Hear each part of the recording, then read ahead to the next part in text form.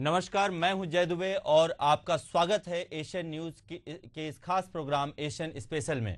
और Asian special के इस खास प्रोग्राम में हम इस बार आपके लिए लेकर आए हैं सरकार। भाजपा की सरकार है हमारे राज्य में और सरकार का लगभग 1 साल पूरा होने को है। पिछले साल 16 दिसंबर को भाजपा की सरकार ने विष्णुदेव साय के रूप में शपथ लिया था और 3 दिसंबर को, जैसा हम सब जानते हैं कि 3 दिसंबर की शाम को भाजपा के खेमे में और गलियारों में पटाखों की आवाज गूंज चुकी थी। और इस 1 वर्ष के पूरे होने पर एशियन न्यूज आपके लिए यह खास लेखा जोखा साल भर का लेकर आया है, जिसका नाम है सरकार 1 साल, कितना सफल कितने सवाल। बहुत जरूरी है यह लेखा जोखा का होना भी, इस विश्लेषण का होना भी, इस लिहाज से भी जरूरी है कि आखिर जनता ने जिस सरकार को चुना है, जनता ने जिस सरकार पे भरोसा जताया है, वह आखिर जनता के लिए कितनी सफल साबित हो रही है या जनता के मन में कितने सवाल खड़े हो रहे हैं। दोनों का आकलन जरूरी है और इस कड़ी में हम एक एक करके 1 बाय 1 सिलसिलेदार एक हमारे राज्य के मंत्रियों से मिलेंगे, जिसमें हम समस्त मंत्रीगण से पूछेंगे और समझने की कोशिश करेंगे उनके शब्दों में या सरकार के शब्दों में कि आखिर इस 1 साल में वह कितने सफल रहे और कितना सवाल खड़े कर गए हैं। आज इस कड़ी में हमारे साथ हैं प्रदेश के यशस्वी स्वास्थ्य मंत्री श्री श्याम बिहारी जायसवाल जी। श्याम बिहारी जायसवाल जी, आपका हार्दिक अभिनंदन है एशियन न्यूज चैनल के इस खास प्रोग्राम सरकार 1 साल, कितना सफल कितने सवाल में। जी, बहुत बहुत धन्यवाद आपका और आपके चैनल एशियन न्यूज परिवार को मेरी ओर से बहुत बहुत आभार कि आपने 1 साल पूरा होने के अवसर पर हमें बुलाया। श्याम बिहारी जायसवाल जी, जैसा कि प्रदेश की जनता जानती है, आप बहुत ही सरल, सहज और सौम्य व्यक्तित्व के धनी व्यक्ति हैं। आप बहुत ही करिश्माई तरीके से और शांत प्रवृत्ति से अपने प्रशासन को चलाना चाहते भी हैं और जानते भी हैं और इसमें आप माहिर भी हैं। लेकिन हाल ही में कई ऐसे वाकया भी हुए जिसमें स्वास्थ्य विभाग पुनः घेरे में आया, लाल घेरे में आया, जिसको हम कह सकते हैं। पिछले सरकार में भी स्वास्थ्य विभाग कोई बहुत अच्छा नहीं कर रहा था, जबकि स्वास्थ्य विभाग उस समय देश के एक कद्दावर नेता और प्रदेश के तो बहुत बड़े नेता जो कि विपक्ष में है टी.एस. सिंहदेव के पास था। उसके बाद आपकी सरकार बनी भाजपा की और आपको यह जिम्मेदारी दी गई और आप बाखूबी इसको अभी तक निभाते आ रहे हैं। फिर भी कई ऐसी घटनाएं हुई हैं जिस पे हम अभी बात करेंगे, चर्चा करेंगे और आपसे उन घटनाओं के ऊपर भी सवाल लेंगे और समझने का प्रयास करेंगे कि आपने क्या संज्ञान लिया और आगे ऐसी घटनाएं न हो उसके लिए स्वास्थ्य विभाग कितना सजग है और कितना दृढ़ता से आगे आ रहा है। फिलहाल पहला सवाल लेते हैं आपसे। प्रदेश के स्वास्थ्य की महती जिम्मेदारी आपके पास है। बीते 1 वर्ष में आपने किन कमियों को देखा जिसे आप प्राथमिकता के आधार पर सुधारना चाहेंगे? देखिए, जब मुझे स्वास्थ्य विभाग का जिम्मेदारी दिया गया जी, तो उस समय चूंकि मैं उससे पहले अनजान था कि मुझे क्या विभाग देंगे जी, और जब ये जिम्मेदारी मिली तो मैं सबसे पहले प्रदेश के बड़े हॉस्पिटलों का पहले दिन ही मेकाहारा का दौरा किया जी, फिर पूरे प्रदेश के सभी संभागों के प्रमुख हॉस्पिटलों का दौरा किया। बिल्कुल। और दौरा करने पर मुझे आश्चर्य हुआ कि छत्तीसगढ़ में जो स्वास्थ्य व्यवस्थाएं हैं जी, इतनी लचर थी कि मैं आपको ये कह सकता हूं जी, कि हेल्थ डिपार्टमेंट पूरा वेंटिलेटर पर था जी, और उसका पूरा अध्ययन करके हमने 0 से प्रारंभ किया। जी, और आपको बताना चाहूंगा कि उस पहल में सबसे पहला काम हमारा लोगों का एक विश्वास वापस लाना सरकारी हॉस्पिटलों के प्रति। बिल्कुल। और ये विश्वास चूंकि किसी के भाषण से या बातचीत करने से नहीं होता है, वो करके दिखाना होता है। हमने पूरे हेल्थ की टीम को मनोबल उनका बढ़ाया, उनकी आवश्यकताओं को देने की बातचीत कही। क्योंकि मैं ये मानता हूं कि जैसे मकान है तो इसकी केवल फॉल सीलिंग से ही इसकी भव्यता नहीं बढ़ेगी। बिल्कुल सही। उसमें उतने महत्वपूर्ण झाड़ू भी लगाना जरूरी है। केवल हम इंफ्रास्ट्रक्चर डेवलप करके हेल्थ की व्यवस्थाओं को नहीं सुधार सकते, लेकिन इंफ्रास्ट्रक्चर भी आवश्यक है। इसलिए हमने दोनों को समाहित करते हुए ये पाया कि हेल्थ की महत्वपूर्ण कड़ी सबसे नीचे का मितानिन है। बिल्कुल। वो बात अलग है कि उनका मानदेय कम है, हम उनका उपयोग कम ले पाते हैं। लेकिन अगर हम देखें तो चाहे डिलीवरी की बातचीत हो, चाहे टीकाकरण की बातचीत हो, चाहे पौष्टिक आहार देने की बातचीत हो, चाहे जो बीमारियों के स्क्रीनिंग की बातचीत हो, प्रारंभिक रूप से वे ही करती हैं। हमने मितानिनों से बातचीत किया, उनके साथ बैठना चालू किया, उनके समस्याओं को समझा और उसका निदान भी निकाला कि उनको एनएचएम से जोड़ा और उनको डीबीटी के माध्यम से डायरेक्ट उनके खाते में ट्रांसफर की व्यवस्था हम किए कि उनको एक मुश्त उनके खाते में पैसा जाए। और वो लोग आज इतने उत्साहित हैं कि ये बताते हुए मुझे गर्व भी हो रहा है कि मितानिन लोग जब कोरोना मलेरिया का अटैक जब बीजापुर क्षेत्र में हुआ, आप सब लोग भी जानते हैं, जिसमें मैं खुद भी गया था, तो उस समय बारिश के दिन थे और उफनती हुई नदी में नाव से मितानिन लोग जाकर गांव के दूरस्थ क्षेत्र में दवाई दिए और उनके ब्लड का स्क्रीनिंग करके उसकी टेस्ट किए। तो वहां से पकड़ना चालू किए और पूरे सरगुजा क्षेत्र, बस्तर क्षेत्र, विशेष इन क्षेत्रों में जहां डॉक्टर लगभग बहुत कम थे, 25% के आसपास डॉक्टर थे, उन क्षेत्रों में जो बॉन्ड के माध्यम से, एनएचएम के माध्यम से जितनी भी नियुक्तियां किए, इन दोनों संभागों में हमने 60 से 65% सिर्फ वहां भेजा। बिल्कुल। और आज मैं कह सकता हूं कि पहले से स्वास्थ्य की व्यवस्थाएं काफी बेहतर हुई हैं और मैं इस बात की दावा भी नहीं करूंगा कि 100% हम पूरी ठीक कर चुके हैं, क्योंकि हेल्थ एक ऐसा सब्जेक्ट है, विभाग है कि ये पेड़ की तरह है। आप कितनों ही पानी डाल लें, 100 बाल्टी डाल दें, परंतु आप बोलेंगे तुरंत तैयार होकर फल दे, तो संभव नहीं है। ये धीरे धीरे होता है। और आज आप मेकाहारा को देख लीजिए, मैं दूर की बात नहीं करता हूँ, पहले यहाँ बेड खाली रह जाता था, आज उसकी क्षमता से डबल बेड है। और इस बात का अंदेशा मुझे मार्च में लग चुका था और माननीय मुख्यमंत्री जी से मैंने पैसा मांगा था और मुझे बताते हुए खुशी है कि कल ही 231 करोड़ का 700 बेड का अतिरिक्त भवन का हमने टेंडर भी फ्लोट कर दिया। और मेकाहारा में आज लोगों का विश्वास वापस आ चुका है, हमारे सरकारी हॉस्पिटलों में वापस आ चुका है। और ये बताते हुए इस बात का भी मुझे खुशी है कि इस साल सरकारी हॉस्पिटलों के लगभग नियर अबाउट हमारे प्राइवेट हॉस्पिटलों का आयुष्मान की भी बुकिंग हो रही है, जो ये बताता है कि हमारे सरकारी हॉस्पिटलों में लोगों का आकर्षण है। मंत्री जी, आप सिर्फ राजधानी के स्वास्थ्य मंत्री नहीं हैं, आप पूरे राज्य के स्वास्थ्य मंत्री हैं। मेरा आपसे बहुत ही गूढ़ और जनता के लिए सवाल है, हमारे सभी दर्शकों के लिए यह सवाल है कि क्यों सिर्फ एम्स हो या मेकाहारा जैसे बड़े संस्थान हो वहीं पे ध्यान दिया जाए? क्यों जैसे बिलासपुर का सिम्स हमेशा ही खबरों में रहा है गंदगी को लेकर, अफरा तफरी को लेकर, या व्यवस्था में जितने भी आप खराब हालात कह सकते हैं उसको लेकर के, या आप अंबिकापुर की बात कर लीजिए, या फिर आप जगदलपुर की बात कर लीजिए, मेडिकल कॉलेज की बात कर लीजिए, आप सिर्फ मेकाहारा ही क्यों? आप पूरे राज्य के मंत्री हैं, स्वास्थ्य मंत्री हैं, लगभग 4 से 5% पूरे बजट का पैसा ओवरऑल में देखा जाए तो स्वास्थ्य के ऊपर खर्चा होता है।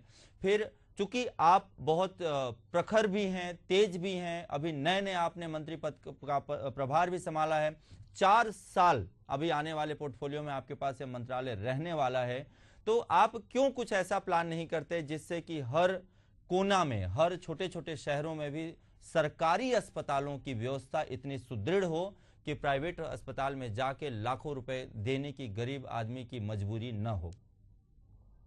बहुत बढ़िया आपने सवाल पूछा है। निश्चित रूप से मैं तो एक उदाहरण मेकाहारा को दिया। मेकाहारा जैसा ही हमने सरगुजा को भी किया है। सरगुजा में हमने जो मेडिकल कॉलेज पिछले सरकार में 5 साल में नहीं बन पाया, उसमें बनाते बनाते 109 करोड़ रुपए घट गया। पिछली सरकार उसको नहीं दे पाई, लेकिन हमने 109 करोड़ रुपए माननीय मुख्यमंत्री जी ने जारी किया।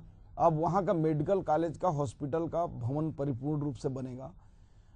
वो चूंकि उत्तर छत्तीसगढ़ का प्रमुख सेंटर अंबिकापुर, बिल्कुल, वहां अगर हम बड़ा हेल्थ का हब खड़ा करते हैं तो राज्य के जो उत्तर हिस्सा के लोग हैं उनको बड़ा लाभ मिलेगा। इसलिए हमने मल्टी सुपर स्पेशलिटी जो हाँ सरकार की योजना है जो एम्स की तर्ज पर बनाए जाने हैं, उसकी स्वीकृति हम अंबिकापुर में दी है। उसकी जल्द ही हमको वित्तीय स्वीकृति मिल जाएगी और हम उस पर टेंडर करके आने वाले साल में उसको चालू कर देंगे। में सुपर स्पेशलिटी हॉस्पिटल अभी हाँ, मैं उधर से ही आ रहा हूँ। इसी प्रकार से जो मध्य छत्तीसगढ़ है, जो बिलासपुर एक बड़ा हब है, बिल्कुल वहाँ हमने सुपर स्पेशलिटी को शुभारंभ भी कर दिया। माननीय प्रधानमंत्री जी उसके वर्चुअल उद्घाटन भी किए, मुख्यमंत्री जी स्वयं गए थे। बिल्कुल। फिर हम जब बस्तर में जाएंगे तो मल्टी सुपर स्पेशलिटी 1 से 2 महीने में वहाँ भी शुभारंभ हो जाएगा। उसकी पूरी तैयारियां हो गई हैं। क्योंकि बस्तर क्षेत्र में डॉक्टर विशेषज्ञ जाते नहीं हैं, इसलिए हम कोई बड़े ऐसे हॉस्पिटल देश के उनसे बातचीत कर रहे हैं ताकि बस्तर के लोगों को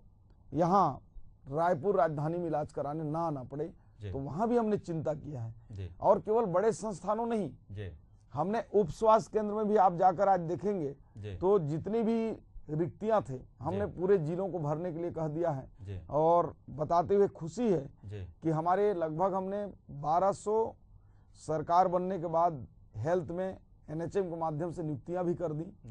लगभग एनएचएम से 200 से ऊपर डॉक्टरों की नियुक्तियां की। बांड के डॉक्टर हम लगातार दूरस्थ अंचलों में भी दे रहे हैं। और 3000 पदों की भर्ती अभी प्रक्रियाधीन है। मंत्री जी, प्रायः ऐसा देखा गया है कि भले वो चपरासी की नौकरी क्यों न हो, अगर वो किसी और विभाग की है तो अगर मान लेते हैं 100 रिक्तियां हैं तो 10,000 फॉर्म आते हैं। लेकिन जैसे ही बारी डॉक्टरों की आती है या उप स्वास्थ्य केंद्रों में भर्ती की बारी आती है तो वहां कोई भी डॉक्टर जाना नहीं चाहता, कोई भी अच्छा काबिल डॉक्टर जाना नहीं चाहता, जिसके कारण ही सरकारी उप स्वास्थ्य केंद्रों में पेशेंट नहीं जाते हैं और वह प्राइवेट डॉक्टरों की तरफ चले जाते हैं। और वहां वो जो भी उनके जेब पर भारी पड़ता है, जो भी स्थिति होती है, वो हम आप सबसे विदित है।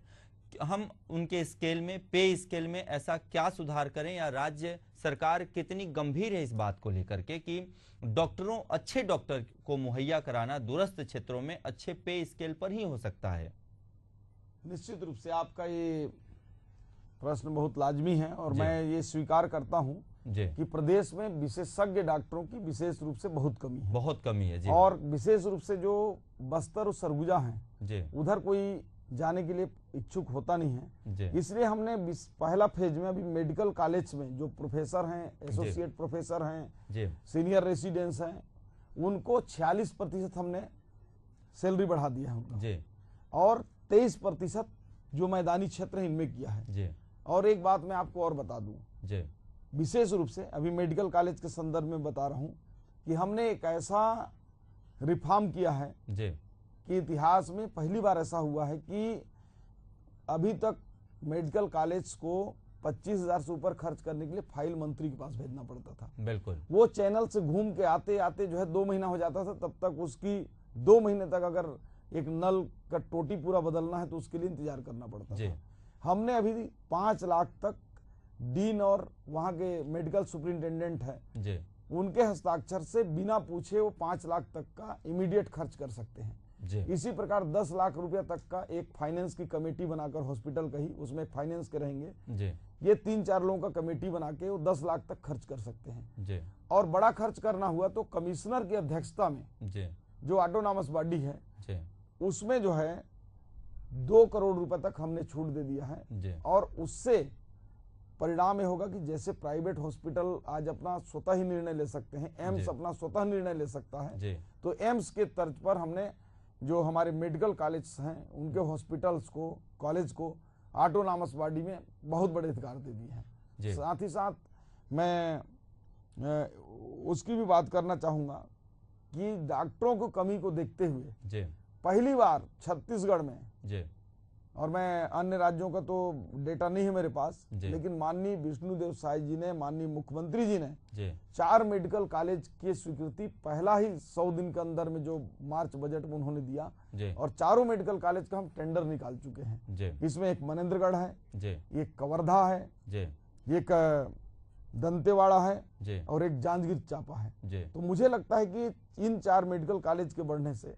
एग्जिस्टिंग हमारे पास जहां छत्तीसगढ़ में बनने के बाद एक था, 10 तक हमने पहुंचाया और ये 4-14 हो जाएंगे। एक एम्स है, तो मुझे लगता है कि प्रति वर्ष लगभग 2000 MBBS डॉक्टर निकलेंगे। और इतनी बड़ी संख्या में जब ये 5 साल बाद हमारे पास मेडिकल ऑफिसर्स की जो आवश्यकता है पूरी तरह समाप्त हो जाएगा। जी। पर्याप्त डॉक्टर सरप्लस हो जाएंगे जी। और जो विशेषज्ञ डॉक्टर हैं उनके भी हमको अभी 32 सीटों का बिलासपुर में हमने अभी केंद्र से हमको अनुमति मिला है पीजी सीट बढ़ाने का। जी। और ऐसे प्रयास करके हम कोशिश करेंगे कि प्रति वर्ष जो 400 से 500 विशेषज्ञ डॉक्टर हमको मिलें, ऐसा हम प्रयास करेंगे और इसके लिए हम चल रहे हैं। आप भी नवाचार में विश्वास रखते हैं, आपको नवाचार पसंद है। आप देश के लगभग कई बड़े हॉस्पिटल में जा चुके हैं, चाहे वो प्राइवेट हो चाहे वो हॉस्पिटल है। मैं आपसे यह बहुत ही व्यक्तिगत सवाल कर रहा हूं जो हमारे राज्य की जनता के लिए है, और मैं चाहता हूं, मेरा आपसे अनुरोध है ऐसा कि अगर आप इस पे संज्ञान लेंगे तो यह सुविधा हमारे राज्य के हॉस्पिटल, सरकारी अस्पतालों में भी हो सकती है। आप हमारे किसी भी सरकारी अस्पताल में, राज्य के किसी भी सरकारी अस्पताल में जब जाते हैं तो वहां एक मायूसी सा रहता है। वही पुराना फर्श, वही पुराना पेंट, वही पुरानी लाइटें, वही चारों तरफ जाला लगा हुआ। जबकि आप किसी भी देश के अच्छे बड़े हॉस्पिटल में जाते हैं तो वहां चमचमाता हुआ सा एक पॉजिटिव इन्वायरमेंट रहता है, जबकि सरकारी अस्पताल में एक नेगेटिव आवरण रहता है।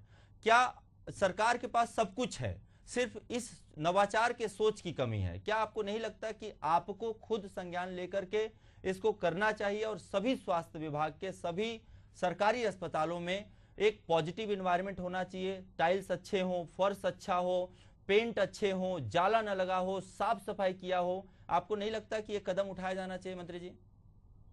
निश्चित रूप से आपके इस विचार का भी मैं स्वागत करता हूं जी।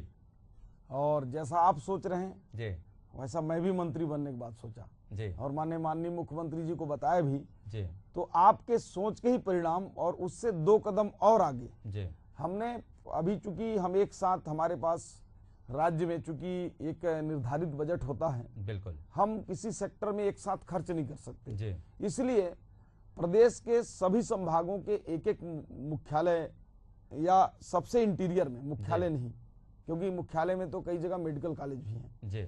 तो एक एक को हमने सबसे कमजोर डिस्ट्रिक्ट हॉस्पिटल को मॉडल हॉस्पिटल में उन्नयन करने के लिए चुना है। बिल्कुल। और सभी में 5-5 करोड़ रुपए, जैसा कि आप बोल रहे हैं कि फर्श चमाचम हो, उसमें बाहर में प्राइवेट हॉस्पिटल जैसा फीलिंग हो, एलईडी लगा हो, सारा चीज एलईडी लगा हो, रिसेप्शन हो, बिल्कुल उसमें आपका जो हॉस्पिटल है उसमें प्राइवेट हॉस्पिटलों की तरह बताने वाला हो, पूछने वाला हो। और एक हॉस्पिटल में 2 डिपार्टमेंट है, एक तो अपना इलाज वाला विंग हो गया, एक मेडिकल हो गया, एक हॉस्पिटैलिटी हो गया। हाँ, हॉस्पिटैलिटी में उसको अलग करेंगे, जिसमें कि होटल की तरह बेड साफ सुथरे हैं कि नहीं, भोजन की क्या क्वालिटी है, मरीज को पानी आ रहा है कि नहीं, साफ सफाई है कि नहीं, उसकी मॉनिटरिंग प्रॉपर हो। इसलिए हम उसमें प्रैक्टिकल करने जा रहे हैं और उसकी स्वीकृति देकर हम, तो आप एशियन न्यूज के पटल से यह आश्वस्त करते हैं कि आप आने वाले सालों में राज्य की जनता को यह सुविधा सरकारी अस्पतालों में दिला पाएंगे? निश्चित रूप से। और मेरी बात इसमें पूरी नहीं हुई है जी। मैं जैसे सरगुजा संभाग में कोरिया, जी, रायपुर संभाग में गरियाबंद, जी, अपने दुर्ग संभाग में कवर्धा, जी, एक रायगढ़ को अतिरिक्त लिए हैं, जी, बिलासपुर संभाग में मुंगेली, जी, और बस्तर संभाग में दंतेवाड़ा। इस टाइप से जो 6 हॉस्पिटल को अभी फर्स्ट फेज में लिए हैं। और फिर मत बोलिएगा कि राजधानी का ही मंत्री होकर के मैंने पायलट के रूप में मेकाहारा को लिया है। उसके लिए 42 करोड़ रुपए आपको बता रहा हूं मैं, फिर से रिनोवेशन का, वो चकाचक करने का, पूरी लाइटें, पूरी बाहर से आभा मंडल, बाहर के गार्डन, ये सारा मुझे लगता है 6 महीने बाद शायद आप भी पूरा कायाकल्प करने का चकमा खा जाएंगे। बिल्कुल। तो ये हम करने जा रहे हैं और अच्छा रहा तो आने वाले प्रदेश के सभी डिस्ट्रिक्ट मुख्यालय को फर्स्ट फेज में हम लेने वाले हैं। जी। स्वास्थ्य मंत्री के साथ साथ आप 20 सूत्रीय कार्यक्रम के भी मंत्री हैं, क्या प्रकाश डालना चाहेंगे उस पे आप? देखिए, 20 सूत्रीय कार्यक्रम में करने को बहुत ज्यादा कुछ रहता नहीं है। उसमें सरकार की जो योजनाएं हैं वो ठीक से क्रियान्वित हो रही है कि नहीं हो रही हैं, उस विषय में प्रकाश डालने का, संबंधित अधिकारियों को दिशा निर्देश देने का रहता है। क्योंकि प्रदेश में हमारे सभी योग्य और क्षमतावान मंत्रीगण हैं, वो अच्छा वो कर रहे हैं, इसलिए उसकी बहुत ज्यादा आवश्यकता भी नहीं पड़ती। आप संगठन में भी रहे हैं और आप अपने क्षेत्र से विधायक के तौर पर तो है ही हैं, राज्य के मंत्री भी हैं। हमारा जो यह कड़ी है, सरकार 1 साल, कितना सफल, कितने सवाल, क्या कहना चाहेंगे आप? कैसा आकलन करेंगे अपने सरकार के 1 साल के कार्यकाल को? देखिए, मुझे नहीं लगता कि इतिहास में जी किसी भी राज्य में 100 दिन में जितना चमत्कारिक कार्य जी हमारी माननीय विष्णुदेव साय जी के नेतृत्व में सरकार ने किया, जी विगत 1 सालों में इम्प्लीमेंट काम करने का किया, जी वो काम आज तक कभी नहीं हुआ होगा। अगर आपके पास समय हो तो मैं ये बिल्कुल बता भी सकता हूं जी कि वही सरकार है जिसने वादा किया कि हम किसानों का जी एक एक दाना धान खरीदेंगे, 21 क्विंटल खरीदेंगे, हमने खरीदा। जी 145 लाख मीट्रिक टन रिकॉर्ड रहा छत्तीसगढ़ का जी कि इतना धान की खरीदी पहली बार हुई। जी 3100 रुपए प्रति क्विंटल के हिसाब से हमने कहा था, जी हमारे विपक्षी साथियों ने बोला नहीं देंगे नहीं जी। देंगे। हमने उसी फाइनेंशियल ईयर में जी 13,230 करोड़ रुपए जी देने का काम किया। जी 2 साल का पिछला बोनस 3800 करोड़ रुपए हमने देने का काम किया। जी 18,000 प्रधानमंत्री जी आवास की जो स्वीकृति है जी वो सरकार बनने के 1 सप्ताह के अंदर करने का काम हमने निर्णय लिया। जी तेंदुपत्ता संग्राहकों को 5500 रुपए प्रति मानक बोरा देने का काम किया। जी भूमिहीन मजदूरों को 10,000 रुपए देने का काम किया। जी और इतना ही नहीं, जी प्रदेश के 70 लाख माताओं बहनों को जी महतारी वंदन जैसा जो नारी सशक्तिकरण की दिशा में माइलस्टोन साबित हो रहा है, जी ये काम करने का हमने काम किया है। इनके साथ ही साथ जो सुशासन की सरकार है, जो सुशासन केवल नारा ही नहीं, जी ये देखने को भी सुनने को भी मिलता है। आज 1 साल हो गए, जी किसी भी विभाग में सरकार के ऊपर आज तक विपक्ष भी उंगली नहीं उठा पाई। ये विष्णुदेव साय जी की सुशासन का सरकार चलाने का है ये साल भर का काम। विपक्ष का कहना है कि यह सोई हुई सरकार है, क्या कहना चाहेंगे?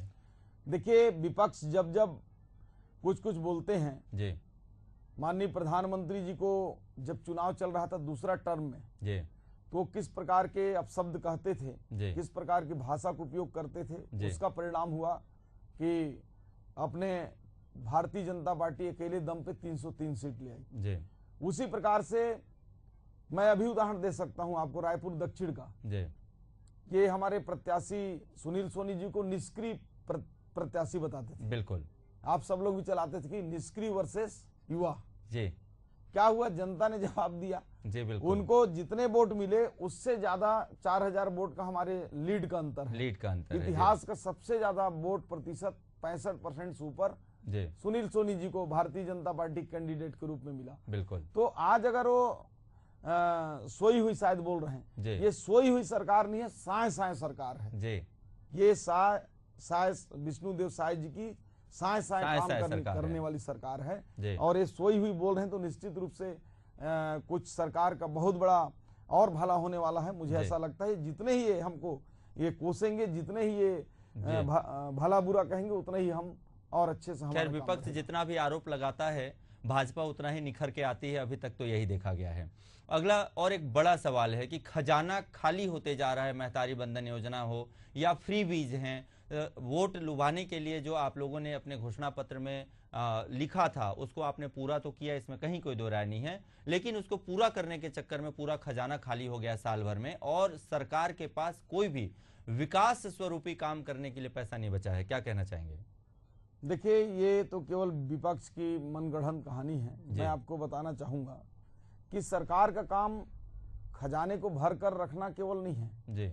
अच्छे राज्य की पहचान अपने बजट में डिपॉजिट दिखाने से नहीं गिना जाता है। किसी भी राज्य को तभी विकसित या विकासशील माना जाता है जब वो अपने इनकम से ज्यादा वो खर्च करने की शक्ति हो जी।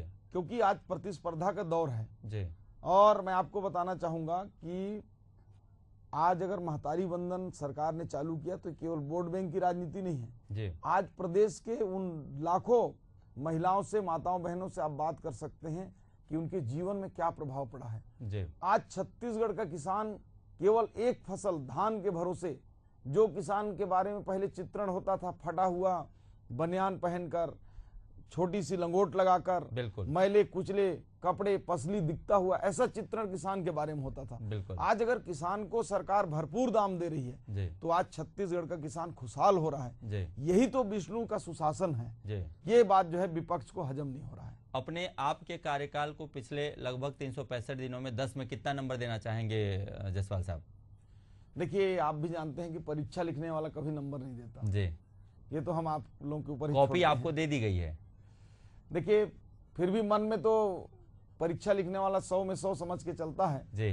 तो मैं 10 में 10 देना चाहूंगा, लेकिन हमारा हिसाब किताब परीक्षा जानने का काम आप लोगों के पास, जनता जनार्दन के पास है। वो जो भी अंक देंगे स्वीकार है। और राज्य सरकार को, विष्णुदेव साय की सरकार को कितना नंबर देना चाहेंगे? देखिए, अगर मैं निष्पक्ष रूप से बात करूं, बिल्कुल निष्पक्ष तो रूप से। अब आप ऐसे समझिए, आपके विभाग की कॉपी आपके पास नहीं है, आपके सरकार की कॉपी आपके पास है। आज अगर हर पैरामीटर में देखा जाए निष्पक्ष रूप से जी, तो मुझे लगता है कि 10 में 10 नंबर पूरा विष्णुदेव साय जी की सरकार को मिलना चाहिए जी। ऐसा कोई भी क्षेत्र छूता नहीं है। ऐसा कोई भी योजना जो सरकार की है, सारी योजनाएं जो है बराबर चल रही हैं, सारे क्षेत्रों में विकास हो रहा है, सारे वर्ग के लोग खुश हैं। हमने एक से एक बड़ा काम किया, चाहे पीएससी घोटाला हो उसको उजागर किया, उसकी सीबीआई जांच कराई, सफल रूप से पीएससी के हमने रिजल्ट दिए, अभी कोई विवाद नहीं हुआ। हम युवाओं को रोजगार देने का काम कर रहे हैं। फॉरेस्ट में हजारों की भर्तियां निकली हैं, पुलिस में हजारों की भर्ती निकली है, हेल्थ में हजारों की भर्ती निकली है। तो आज चारों ओर जो है युवा महिला प्रसन्न है, इसलिए 10 में 10 नंबर मिलना चाहिए। बहुत बढ़िया। हमारे साथ थे राज्य के यशस्वी स्वास्थ्य मंत्री श्याम बिहारी जायसवाल जी। आपने श्याम बिहारी जायसवाल जी के मेरे बेबाक सवालों का आपने स्पष्ट जवाब सुना, जिसमें श्याम बिहारी जायसवाल जी ने बहुत ही उत्कृष्टता से अपने साय सरकार की वर्किंग को, कार्यकाल को, विष्णुदेव सरकार के सुशासन को व्यक्त किया और बताया कि विपक्ष जिस भी मुद्दे पर घेरने की कोशिश कर रही है वह सभी मुद्दे बेआधार हैं, जिसका कोई आधार नहीं है और उस मुद्दों में कोई दम नहीं है। पिछले 365 दिनों में विष्णुदेव साय की सरकार हर पैरामीटर पर, हर मापदंड पर खड़ी उतरी है और हर हिसाब से राज्य की जनता के लिए अपने आप को समर्पित करके जितना भी बेहतर हो सकता है उतना बेहतर कार्य करने की कोशिश की है। और साथ में घोषणा पत्र में जितने भी घोषणा थे और जितने भी वादे और दावे थे, भाजपा सरकार के सभी दावों को और सभी वादों को विष्णुदेव साय ने 365 दिन के अंदर ही पूरा करने का भी दावा किया है।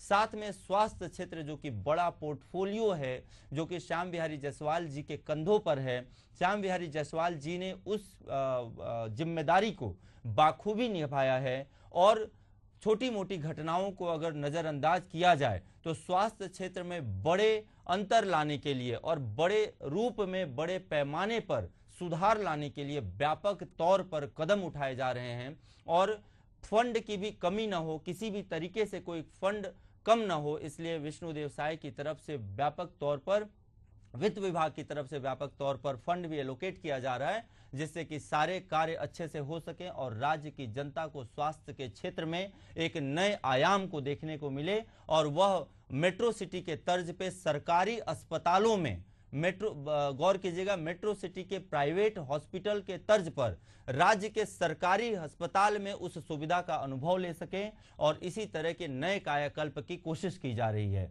बहुत बहुत धन्यवाद आप सभी दर्शकों का एशियन न्यूज के इस खास प्रोग्राम एशियन स्पेशल में जुड़े रहने के लिए। बने रहिए, अगली बार हम अगली कड़ी में फिर नए नेता के साथ और नए मंत्री के साथ मिलेंगे। सरकार का 1 साल कितना सफल, कितने सवाल कार्यक्रम में। नमस्कार, जय जोहार, जय छत्तीसगढ़।